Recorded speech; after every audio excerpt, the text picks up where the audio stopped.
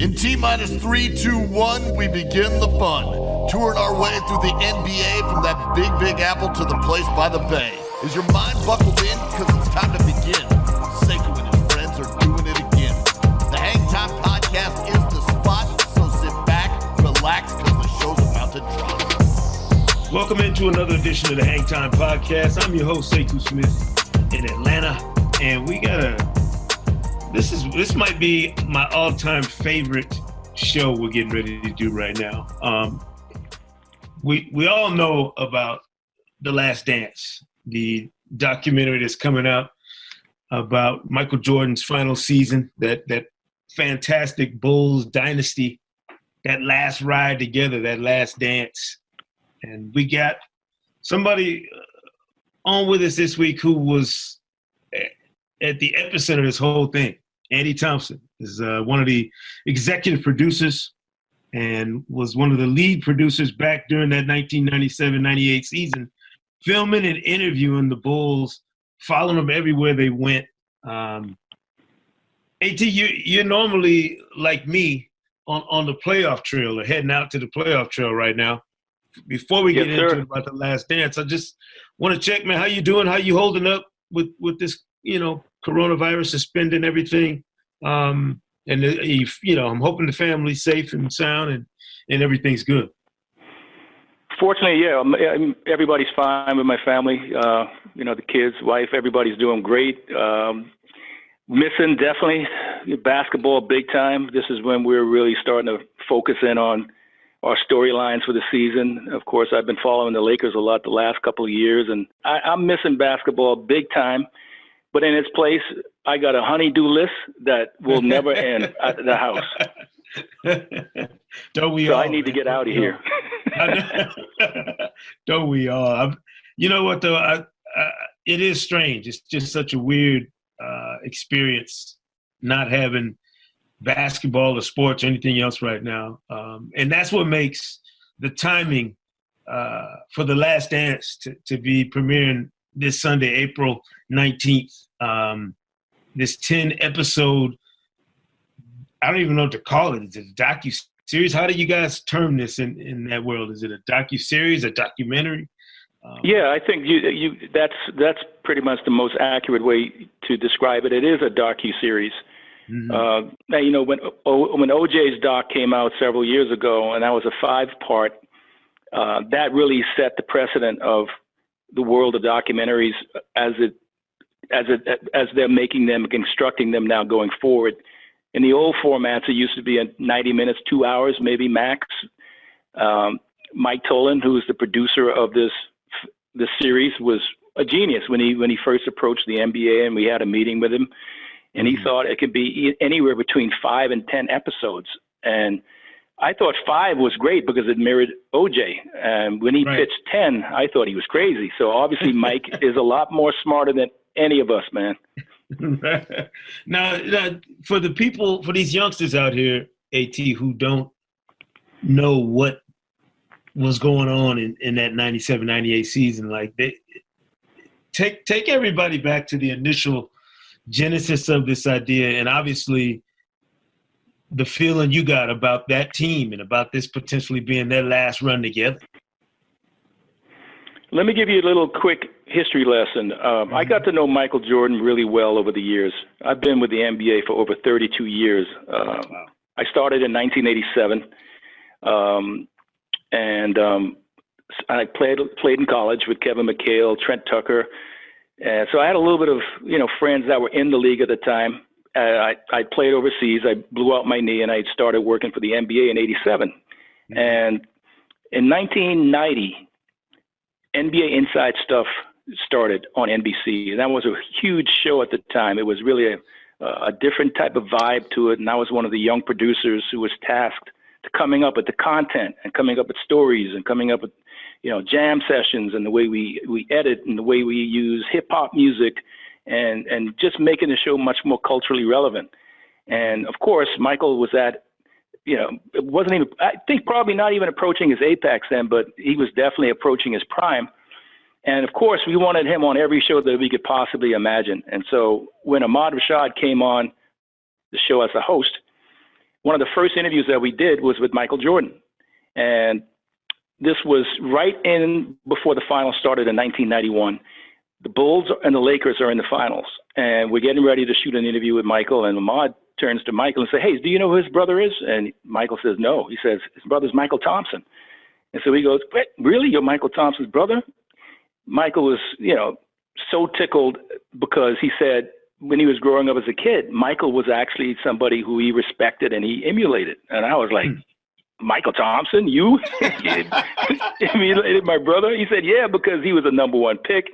And he wore these really cool puka shell beads around his neck in the early days in the NBA, and that was true." Right. And so he said, "I even went and spelled my name Michael, M-Y-C-H-A-L. I liked him so much." And he said his mom came home one day and saw the spelling on his notebook and asked him about it. And he said, "Well, yeah, it's because I love Michael Thompson." She says, "I don't know who Michael Thompson is, but your name is Michael Jordan the way we spelled it. So you need to change the name and go back to your original name." So, of course, we laughed about it and we chuckled about it. And that started my relationship with Michael Jordan. Mm-hmm. And then fast forward the next year, the Dream Team happens. And I was a senior producer at that time. And I was in charge of producing and directing and being embedded with the entire Dream Team during the 1992 Olympics. Mm-hmm. So I spent 7 weeks on the road with the greatest basketball team of all time. I did a lot of shoots with Michael. We got a lot closer. And it was during that time that I really started loving the fact of being embedded with the team and shooting on a daily basis, which is something that we didn't do initially when I started working for the NBA. It was more feature oriented. It was more just championship DVDs. So a documentary type of production, this was all new to me, and I loved it.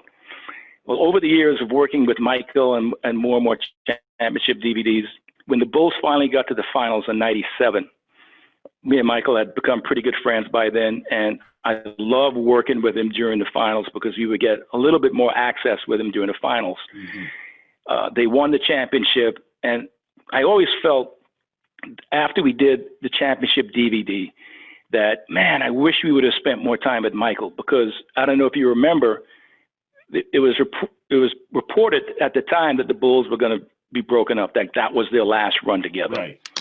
Well, and I felt that we had missed an opportunity to really follow this team and follow Michael every day and just document an entire season with everybody. Mm-hmm. So thank goodness the team came to the senses, ownership came to the senses, and they brought the team back for one more run. And they said, definitively, this is the last run. And so I was really excited, and I thought, hey, I got to try to make a play to try to do something that we can document this team. Fortunately, Adam Silver was just appointed president of NBA Entertainment, and he was meeting with all the senior producers, and he brought me into the office to get to know me and to talk about things that we should be focusing on, and if there are any projects that I wanted to do. And I jumped right in both feet, and I said, Adam, if there's a chance that the Bulls could be broken up after this year, I said, I think it'll be just a crime if we allow this team and Michael to play their last championship and we don't document in its entirety this entire season and follow them and just get behind the scenes and try to show how great a player he is and how great a dynasty that this franchise is. Adam loved the idea. Hmm. He greenlit the program, and he said he had some relationships with some of the ownership in the Bulls, and he would make a call to kind of gauge their temperature. And initially he did, and everything came back thumbs up. But the last thing they said was, you got to make sure Phil and Michael are on board. And I think the Bulls opened up their preseason game in Paris that year, and so we flew to Paris to cover the Bulls like we would normally do. We didn't have an agreement with Michael or Phil that we can be embedded with the team, but Adam met with Phil and Michael while in Paris and sold both of them to let us follow, not full in initially, but just let us kind of work our way in to get access. And they both agreed. And that's how the genesis of this project started. So how many people were on that crew of guys who were embedded with the team? Was it just you? Was it you and some other shooters? How much human you know, footage was needed in terms of how many guys you need to do the proper shooting you wanted to get? Well, one of the things I really got to make sure that everybody understands, if you remember, this was in 1997, 1998. So there is no HD. HD was not invented yet, right? So the video format everybody shot with and was industry standard was beta. Mm-hmm. So a beta tape, a 30-minute tape, would cost like $10. But Greg Winnick, who was the executive producer at the time at NBA Entertainment, when we got the project greenlit, internally we got a meeting, and we had to try to figure out what are we going to record this project on. Mm-hmm. He said that because of it's Jordan and it's the Bulls, we should shoot this on film for historical purposes, because film, it preserves better than anything. Videotape usually breaks down.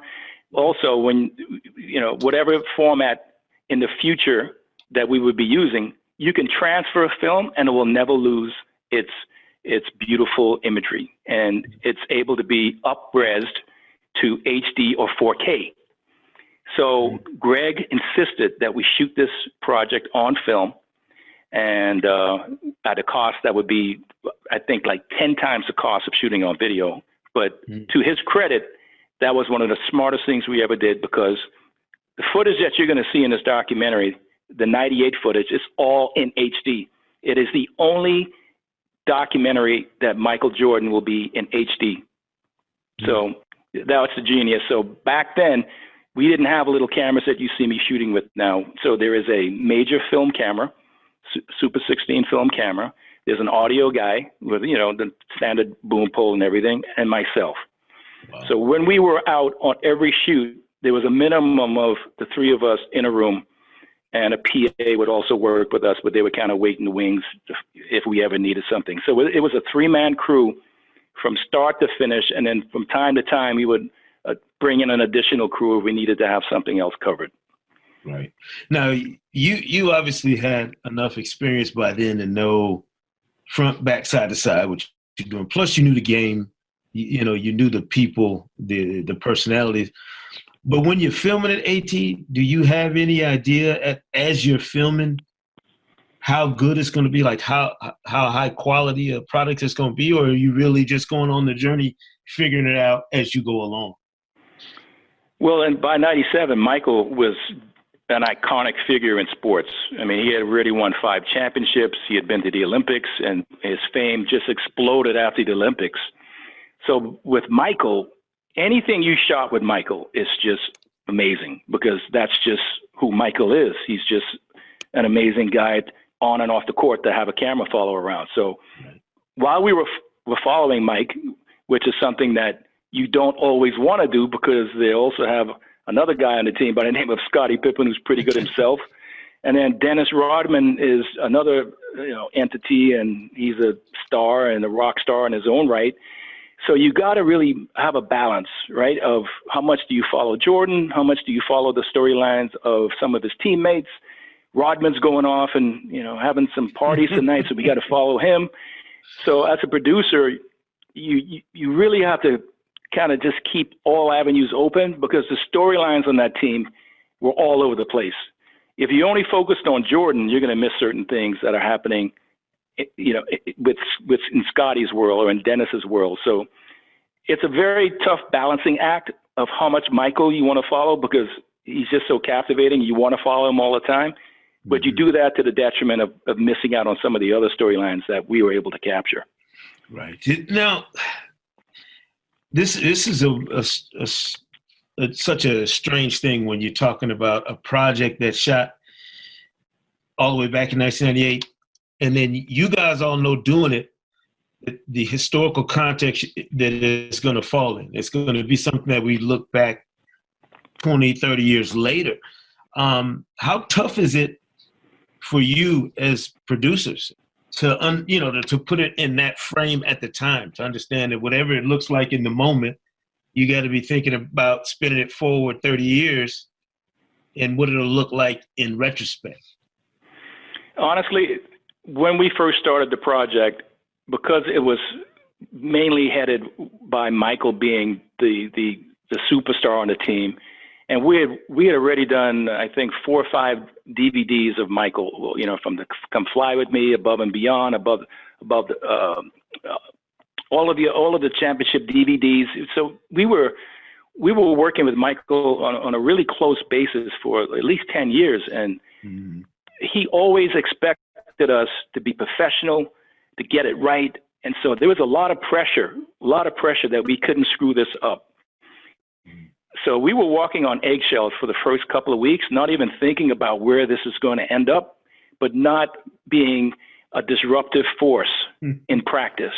Or if Phil's having a meeting, you know, not having the boom in the shot or in Phil's face, and it's disrupting his meeting or disrupting a practice. So we were walking on eggshells for at least a couple of months, where we had a feeling out process between us and the team and them to us.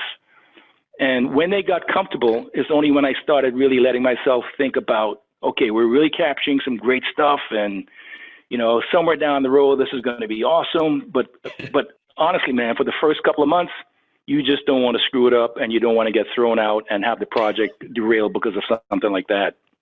Right. It's so strange. I was watching one of the trailers, and I think it's the one where Michael like jokes that, hey, you can't come in here.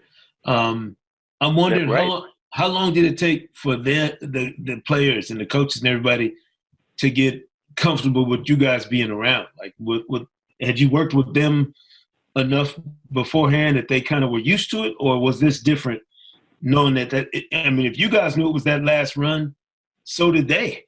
You know, so maybe they understood what was being preserved and how this would look years later. That's a great question, because you're right. Michael in one of the trailers did not want us around all the time. Michael's very fiercely, he guards his privacy very fiercely, and he does not like the camera infringing on his space. His time in the locker room, his time on planes, his time at practice, just hanging with the fellas. He wants to keep a lot of that for himself.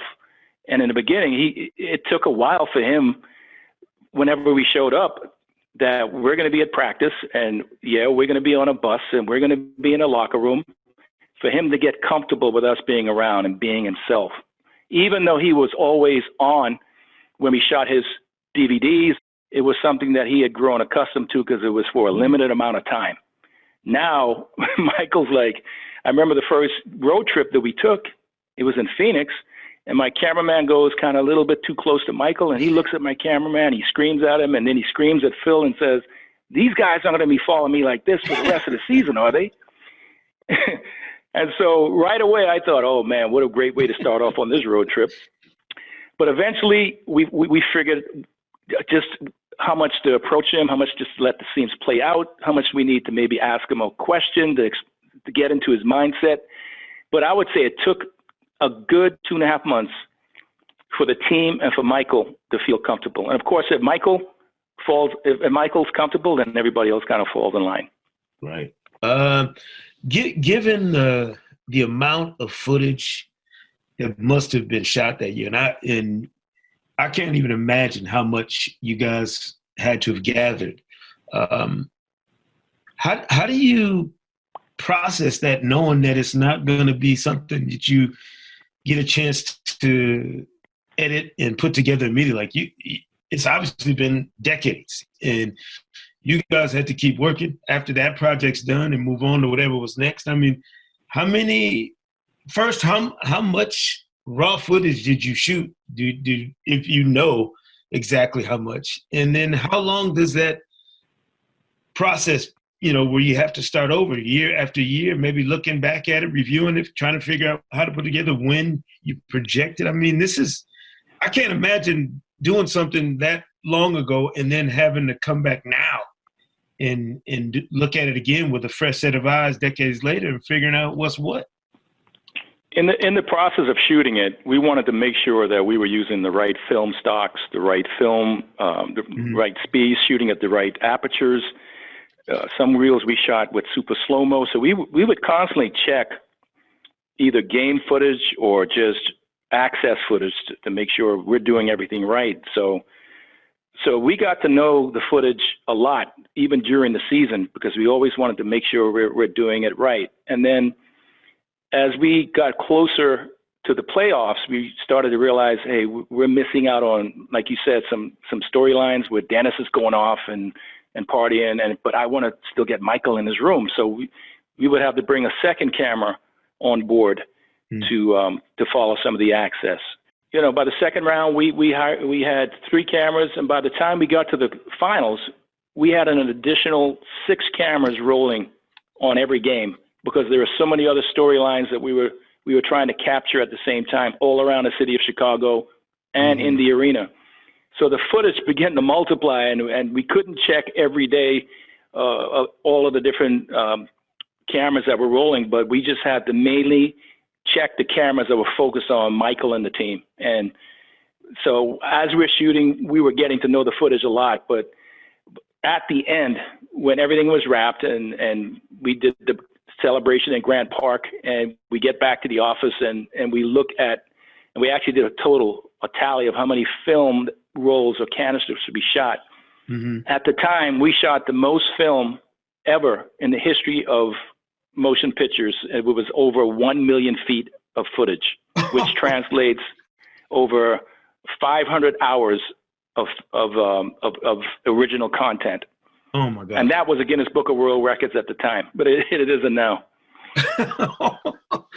So when you're going through this and knowing the league the way you do, knowing that season the way you did, was there ever any doubt that they were going to win that championship? Like, I remember living through it as a fan, and the Bulls winning championships back then to AT was just kind of given. Like, I don't care what the season gave us, you knew it was like, all right, playoff time, it's going to be the Bulls.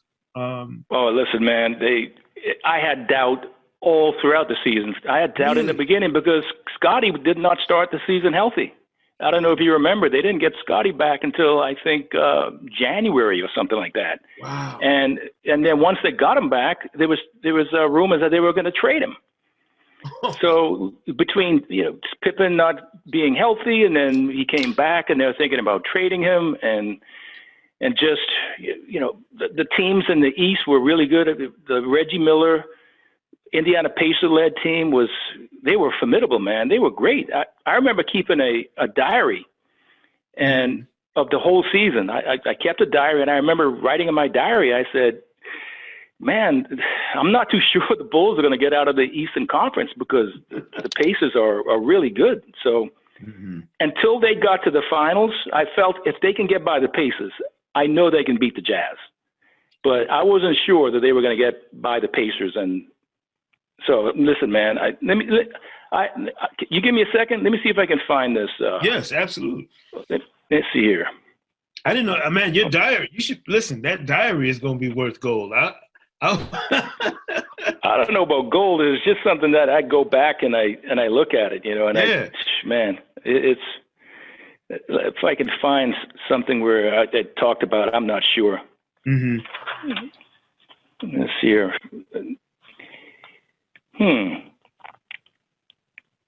Let's see here. I got May 19th. Frustrating right now. Wow. So you keep it day, oh man. Yeah, let me tell you what. See, May 20th, Chicago. I'm so frustrated and mad right now. I could spit. We showed up at practice like we always do, shot a little bit of access, and we were told we couldn't come in because another film crew was in there filming behind our backs. And I really felt betrayed. I said, after everything we've been through right now, the team really hurts. Where do we go from here? Wow. There was another crew that just started following the Bulls during the playoff run that I wasn't really happy about. But anyway, I don't want to get into that right now. This AT, there had to be so many people at NBAE and at the league who were working at least in some kind of orbit of this project. How many people are we talking about ultimately that have been focused on this thing over the years? A lot.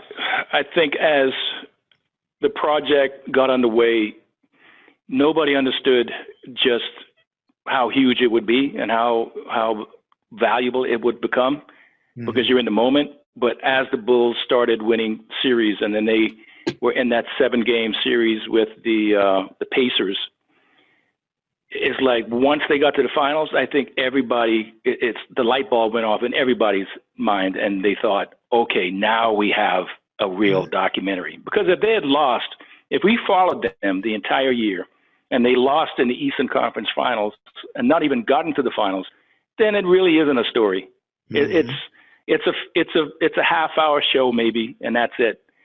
But when they got to the finals, all eyes and attention from the NBA standpoint at NBA Entertainment was focused on this documentary. Right. And the pressure really built and magnified so much more during that final run in the finals, because now the commissioners knows what's going on. Dick Ebersol of NBC Sports knows. ESPN, everybody knew, and everybody wanted a piece of it. And we're hoping that the Bulls will close them out. We get the story beginning, and then we've got basically the holy grail of all films in the can. Right. And that made it a lot more pressure packed every day that we showed up on the job. Does the timeline, once it's shifted and you're done with that project, you move on, we're talking all these different twists and turns in the league after Jordan, after that Bulls dynasty is over. Everybody was looking for what was next, who comes next. And before you know it, the Lakers are going on a run. So this thing is getting shoved maybe to the side or out of people's focus because there's more, present NBA stuff going on. How do you go back and put a fresh set of eyes on it yourself? Like, how do you go back and look at? Do you check on it every year periodically and just kind of go back and try and figure out what needs to be massaged or tweaked? Or, are you always kind of poking at this thing on the side? Not really. I think what happened was the Michael Jordan to the Max. I don't know if you remember that. An IMAX film came out immediately after the finals. Within like 7-8 months, they released Michael Jordan to the Max. So that basically knocked us off of any type of release that we wanted to do with the film in The Last Dance. And so we wanted to distance ourselves from that. And at the same time, we were also going through the footage and trying to figure out what type of documentary this is going to be. Is it going to be a straight doc where you don't have any VO, or do we have somebody who voices it? And in the middle of all of this, of course, Michael retires, and so he kind of loses interest. So we cut an internal little 90-minute documentary just for ourselves, so we can go through the footage, so we can get an idea of potentially what we can work with and show maybe networks or HBO or somebody that this is the potential of what this story could be. So now we're 2.5 years in, and in the middle of that, Michael Jordan decides to unretire, and he comes back and play with the Wizards. Right. So me and my crew, same guys, dust off our cameras and mics, and boom, we hit the road again for the next 2 years. So between 2001 and 2003, we're on the road every game with the Wizards, shooting Michael's comeback with the Wizards. That didn't really go so well because he didn't make the playoffs. It ended on a really bad note from MJ. So he basically, after 2003, so what are we, 5 years later now, right? He's like, I want to take a break from basketball. I'm taking a break from everything that this film was about. So we agreed to just put it in the can, put it in the vaults, let it sit until Michael decides what he wants to do with it. It sat for a couple of years, and we're chomping at the bits, like, when is this thing going to come out? And then Jordan gets involved with ownership. And once he becomes an owner, he didn't feel it was the right time to get involved in any type of documentary. So as the years went on, there was always a major reason in the first 10 years why it wasn't released and why it wasn't given its proper due. And honestly, after it wasn't released in the first 10 years, I felt one of my favorite documentaries of all time is the George Foreman fight and the documentary When We Were Kings. Yeah. Yeah, you remember that was finally released 20 years after the fact. Mm-hmm. So after seeing When We Were Kings, I always felt, at this point in time, man, we should just let this thing sit in the vaults and just mature. Like wine, it's only going to get better with age. And I felt like the 20th year anniversary is what I kind of had in my mind of jump-starting the project again. We tried to jump-start it again, but Michael still wasn't ready. So the 20th year anniversary passed. And then Mike Tolan, the knight in shining armor, had known about this project. It had been talked about in production circles for years and years, right? And so Mike knew about the project, and somehow he got a meeting with Michael's business representatives, Curtis Polk and Esty Portnoy.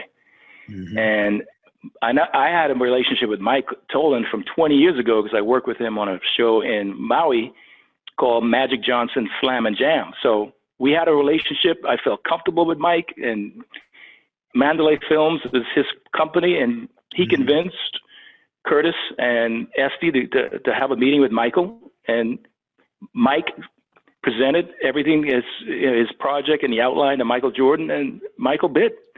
And year 20, he said yes, and thank God Mike was the knight in shining armor that came, and he and his production company, and he hired Jason Hare, who's one of the best documentary film producers and directors out there. And their team has come in and taken the footage that we shot from 20 years ago and used that as the narrative, as the backbone to tell all of the different stories throughout the 10 episodes of the project. What was your initial reaction after you saw it? After you saw the finished product? I'm sure you guys have gone over it however many times, since it was completed, and then edited again and probably messed with it more and more and more. But what was your first reaction seeing it after somebody else's hands got on that footage that you shot all those years ago? It's a good question because, man, the 98 footage is, like I said, it's the holy grail. What we captured is just unbelievable. And it had to be used and it had to be represented in the best way possible so that you really get a sense of who Michael is and Scotty and the inner turmoil and the conflict and everything that they had to go through to win that championship. And so for somebody to come in on the outside and to have not lived that and know every second of every square inch of that footage, it was really important that they met with us internally, myself, Dion Kokoros, and David Denenberg, who's really instrumental in negotiating this whole thing. We sat down and we had a bunch of creative meetings about what we thought should be the thing that drives whatever it ends up. And we all agreed that the 98 season and the footage and the access is the creative thread. And they would depend on us to help them with moments and storylines and little nuanced shots and bits of video or moments that their crews might have missed or their editors might have missed, that when they show us a rough cut, I can say, did you see the shot that I shot in Indiana in the hallway with Larry Bird? And they would go back and check that tape, and boom, it would be right there. So I give them a lot of credit that they had a lot of respect for what we brought to the project, but at the same time, we also respected their creative decisions, and they had final say on what shots lived or what shots died, because it's ultimately up to the producer of the film and the director to decide that. But it was a really good collaboration, and I'm just so happy to see that they really listened to us and they took our advice. And I've seen all 9 rough cuts. I've got one more to watch. I just got episode 10 today. But in every one of the processes that when we get a rough cut, we give our notes back, and then they come back with another version of it. Then we give some more notes, and then it ends up being somewhere where someone has to give on each side, and it ends up being the perfect combination of what they think the story should be and what we think the story should be.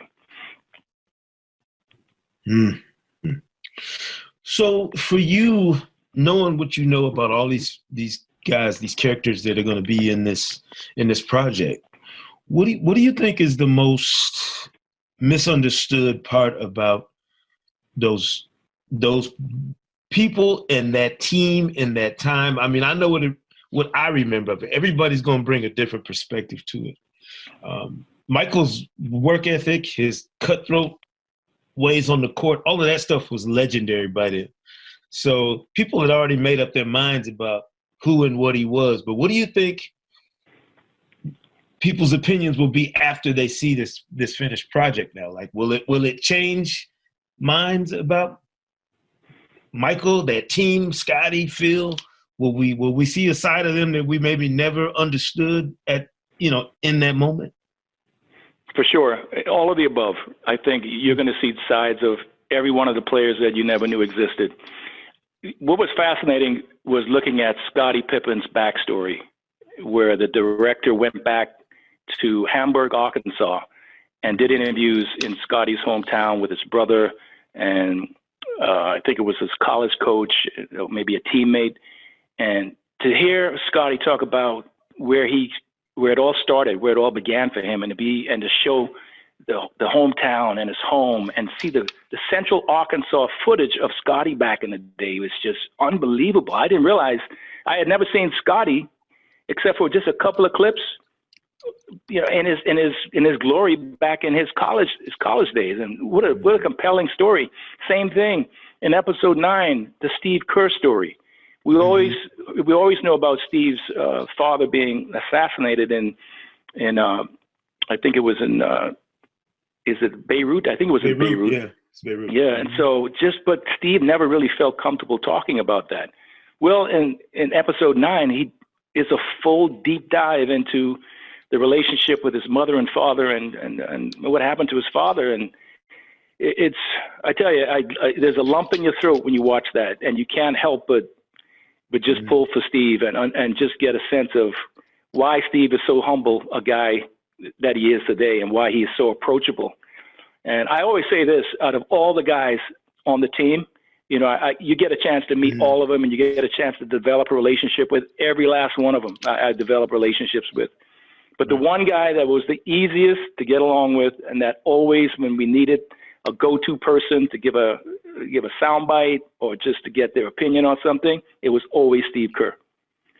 He was so approachable. He was so down to earth. He knew who he was as a person, and he also knew his place on the team. And he was happy in that role. And that made him such a regular, normal guy. And to this day, I enjoy a really special relationship with him because of the 98 Bulls season. Right. It's so strange too, thinking about all these guys. Like I look at the trailer and I see Phil, the younger Phil. And then I think about the Phil Jackson that we've all seen since then, and the Phil Jackson that was with the Lakers and they won more championships. Yeah. Did you envision Phil moving on from that? All those guys, that could have been the pinnacle of anybody's career, that run with the Bulls. Either the first three-peat, the second three-peat, that could be the pinnacle of so many careers, and they wouldn't have to do anything else after that. Their legacies are established. But for Phil to go on and do what he did after that, to go to L.A. and win more championships with Kobe and Shaq, and then later with Kobe and Pau Gasol and that crew. I mean, how much did Phil grow from the time he was with the Bulls in that Last Dance season to the Phil we saw since then? Yeah, right. When you think about what Phil learned during that first run with the Bulls, I mean, that was the pinnacle. You can just retire and go back to Montana and fish and just golf all day with what he did with Michael. But right. So I was shocked when I saw him come back, and then he took the job with the Lakers, and then inherited the Shaq and Kobe problems. And then within his first year, he won, didn't he? Didn't he win his first year there? Gosh, I think he did. His first year, yeah.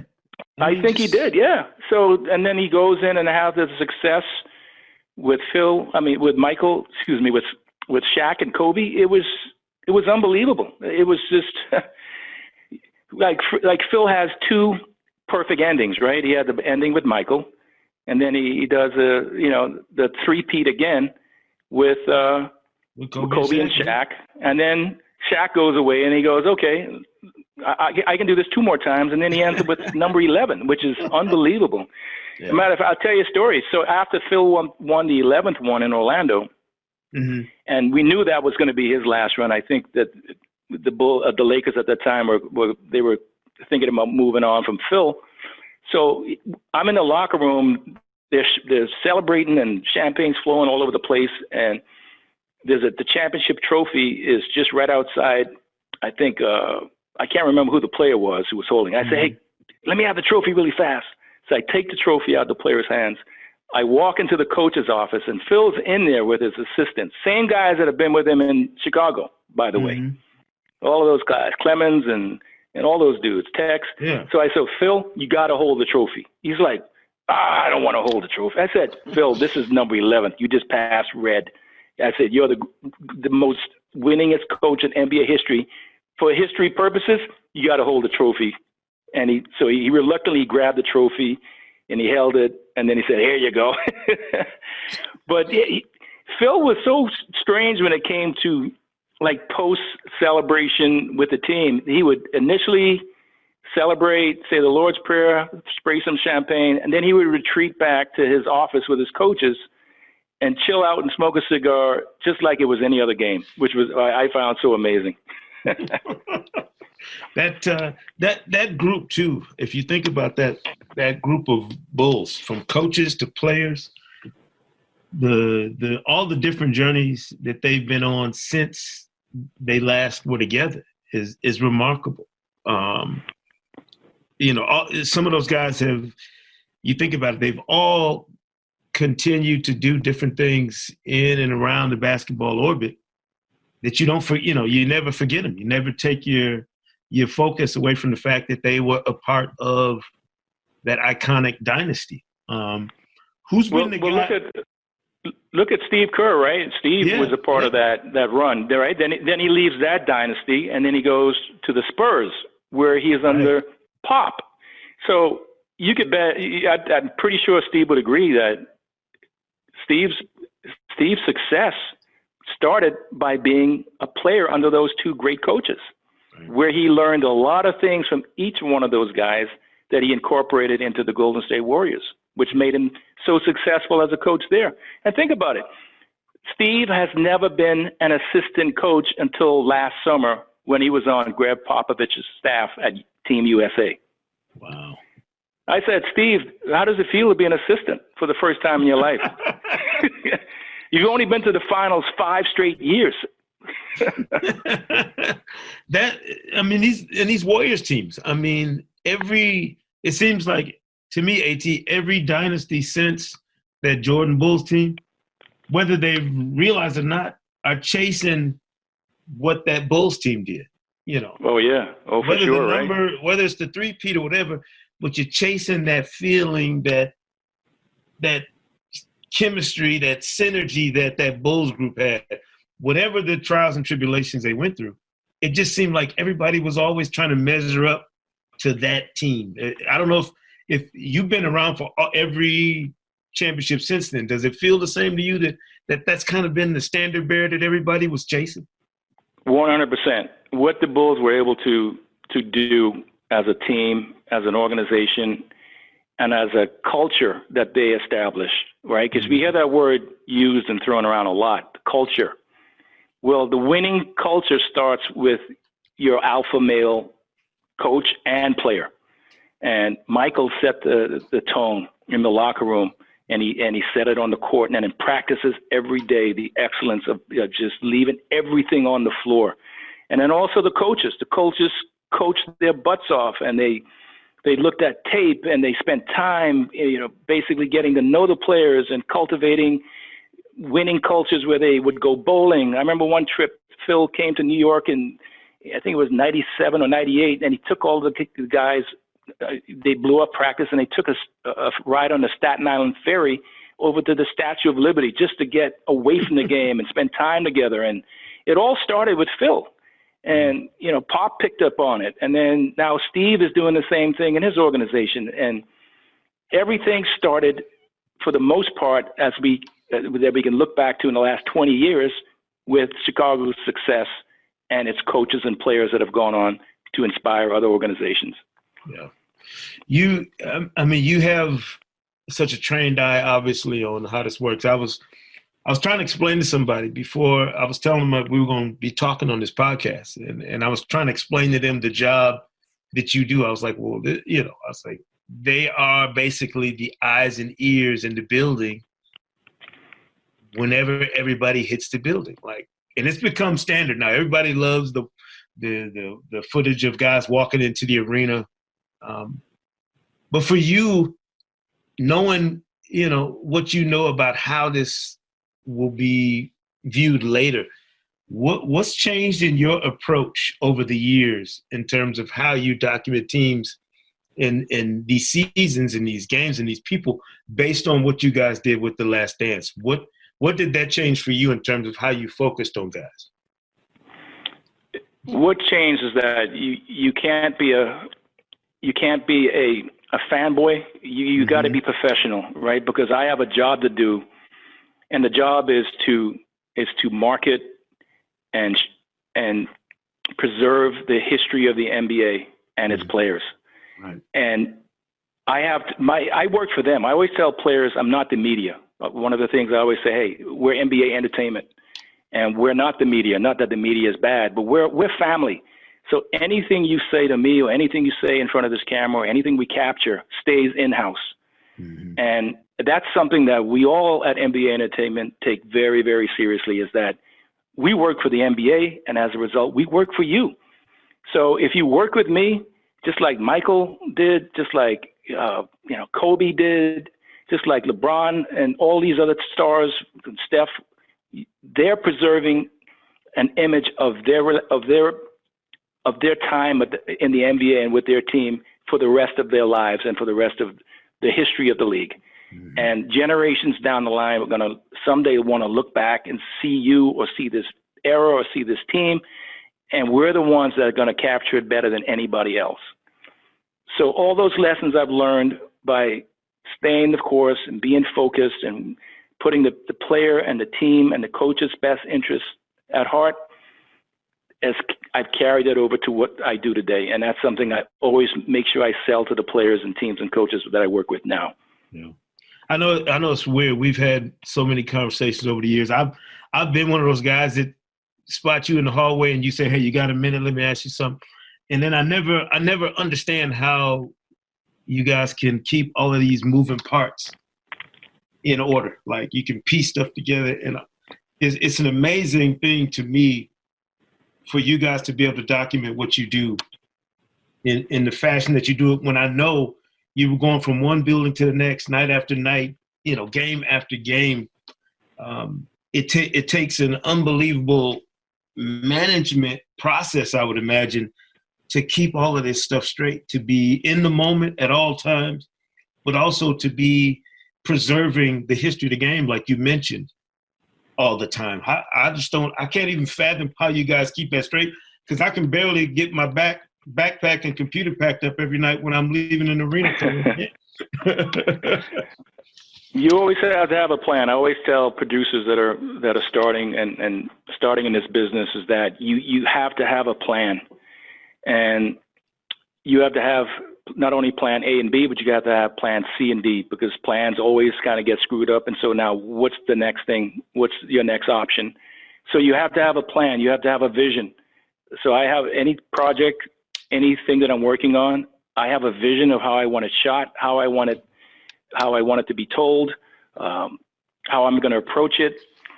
And I kind of just go through the steps, visualizing of the game before I approach the game, of knowing the arenas.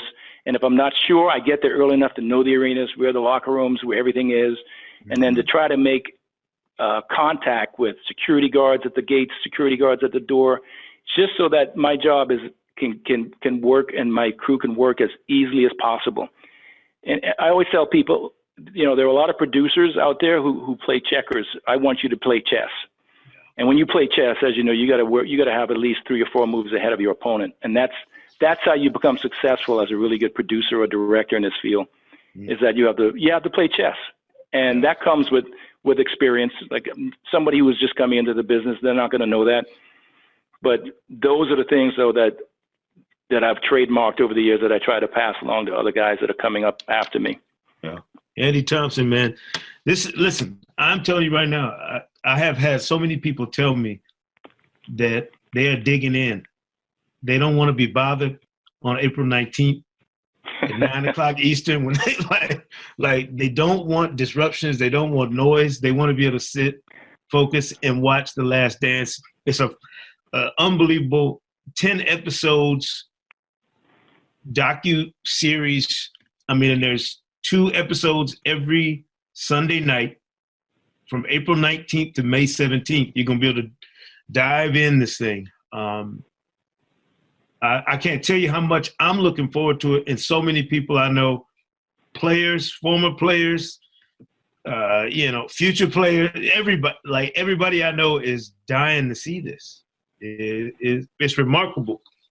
The timing of it, Andy, and the content, I couldn't think of a better time for it than right now. Isn't that strange how things work out when you think that you're the smartest person in the room and you've got everything figured out? That I'm a man of faith, right? And I really believe there's certain things in life that's just destiny. That's just fate, right? Yeah. Like when Jordan won that final championship, and it was a storybook ending where he scored the last 8 points of the game, where he steals the ball and then he goes down, dribbles down the clock and hits the game-winning shot, right? You can't script that.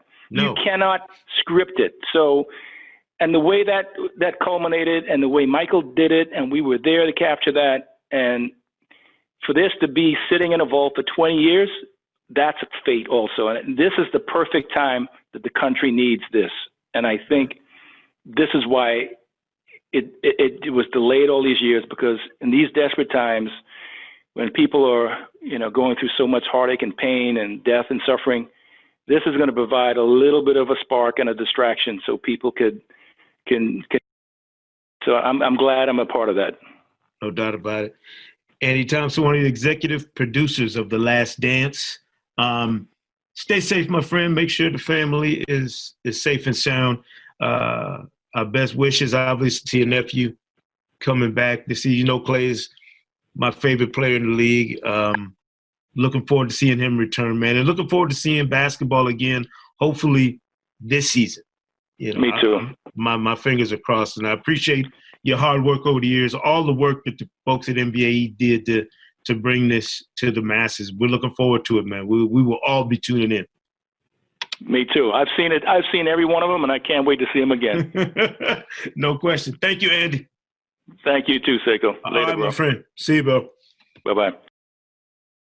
Once again, we need to say thank you to Andy Thompson, one of the executive producers for The Last Dance. The series premieres Sunday, April 19th, 9 o'clock Eastern on ESPN. 2 episodes every Sunday night from April 19th through May 17th. The Last Dance.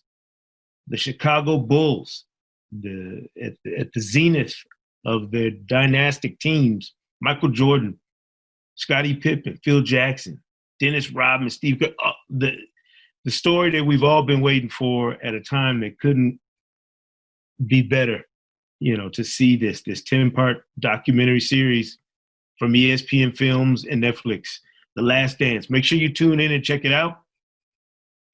And once again, here on the Hang Time Podcast, just always trying to bring you the best stories and conversations we can from the basketball universe. And again, we thank Andy Thompson for providing us this one. We'll see you right here next time on the Hang Time Podcast. This one is done, but in case you want another one, here's the links to all the fun from Sekou Smith's Hang Time Run. Check us out on Apple Podcasts, Spotify, NBA.com/hangtime, or wherever you listen to podcasts. Until next time, Hoops fans.